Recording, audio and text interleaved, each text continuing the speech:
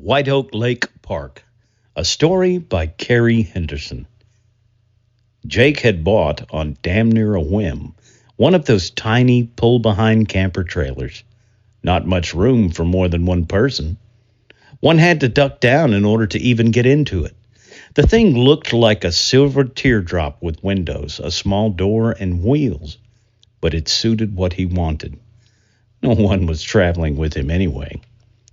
He had ditched his day job, bought the little camper, and had decided to wander. Just wander, to parts known and unknown, because the daily grind of the 8 to 5 had nearly driven him insane. And Jake had figured that the unknown could not help but offer him more than the daily known, which was a combination of make-work misery coupled with HR rules and no opportunity to do anything more than remain that cog in the wheel that he knew he was yet and had come to despise. Jake was traveling that day in the Deep South, somewhere between Alabama and Texas. For him, no big deal, but for many, most certainly those parts unknown. For hours he'd seen nothing but the asphalt rim and trees. Lots of trees. Once in a while he'd pass another vehicle. Sometimes the driver would lift one finger from the steering wheel, a greeting that he'd learned years ago was as colloquial as someone's speech pattern. When he was paying attention, he'd return the greeting. 6 hours down the asphalt ribbon, Jake found that rubbing his eyes no longer satiated the ache they felt from looking at the road. Soon there'd be no choice but to stop and sleep. 3 miles later, a blue sign with the reflective white letters informed him that White Oak Lake Park would be 4 miles ahead on the right.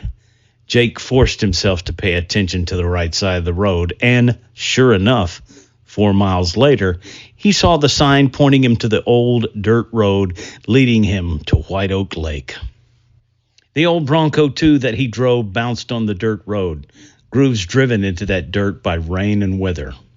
He hoped that not every bottle of beer he'd put inside the small refrigerator inside the silver teardrop camper trailer that he towed behind him was now broken.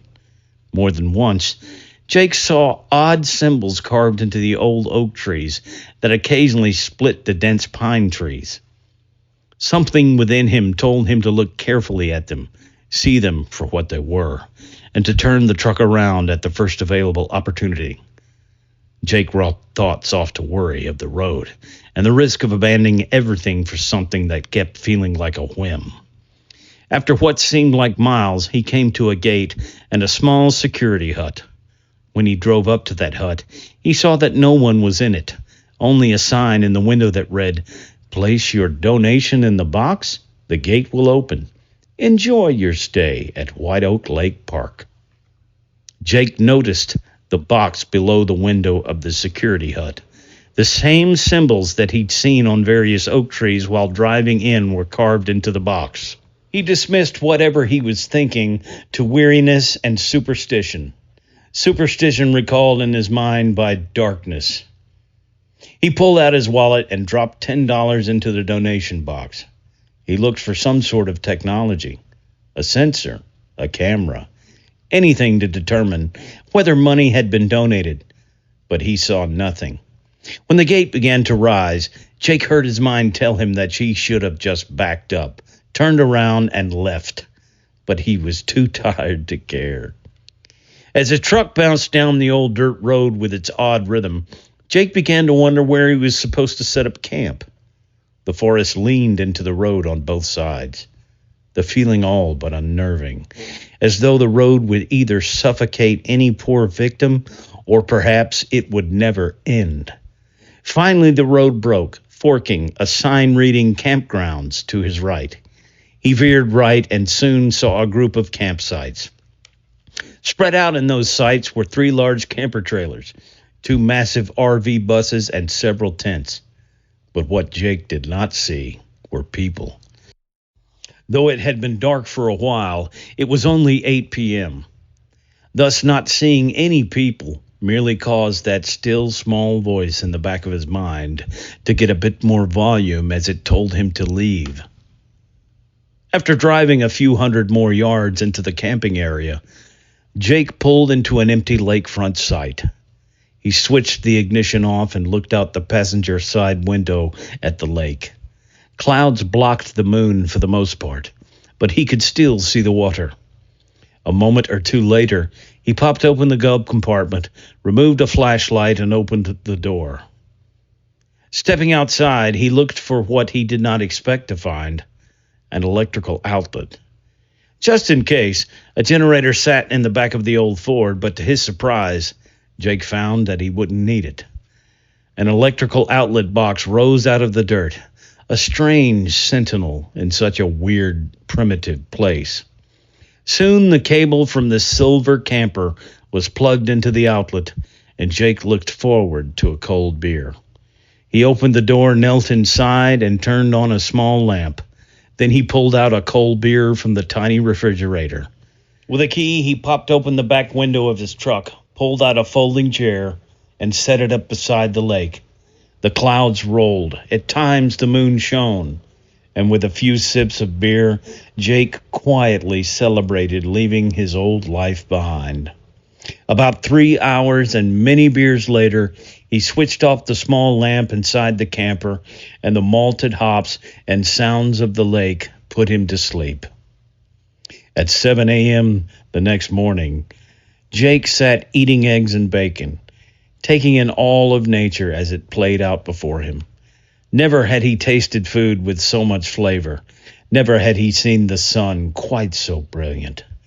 As the lake reflected that sun's yellow and orange glory into his eyes, he knew again that he'd made the right choice. Money, he knew, would become an issue, likely sooner than later. But as a crane caught its own breakfast not 50 feet in front of him, Jake figured he'd cross that bridge when he drove over it. Nothing in his mundane office world could possibly compare to the scene that painted itself in his vision. Ripples moved on the lake. He watched several fish jump.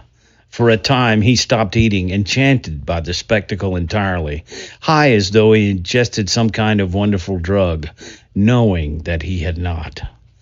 "Jake, you idiot," he thought to himself. "After 47 years, you finally made a wise decision." Clouds covered the sun. A shadow was cast, but Jake didn't care. He finished his bacon and eggs, cracked open a beer, and relished every moment of the best morning that he'd had in decades. Lost as he was, time passed, and only later did he notice that the colors of the sun no longer flashed from the lake's surface directly into his eyes. Best he could figure, without consulting the phone he so despised, it was around 11 a.m. Yet Jake hadn't seen a single human being. Looking around at the signs of life he'd seen driving in, trailers, RVs, tents, he could see that none of them were old, not rusted, neglected, or abandoned. Nothing looked out of place. This just made him more nervous. Where were the people? Still inside? He thought about the symbols carved into the old oak trees. Scenes from movies popped into his head. Those symbols meant something, and even Hollywood's trivial ideas pointed him in the right direction. But instead of considering the warnings as anything logical, Jake found himself rationalizing all manner of things to correct the problem in his mind until finally he decided to go for a walk. Less than half a mile from his site, Jake found a trail that cut into the forest adjacent to the lake. With no thought but to wander into something new, he took that trail. Birds chirped, squirrels fussed at him, and all of nature noticed his presence.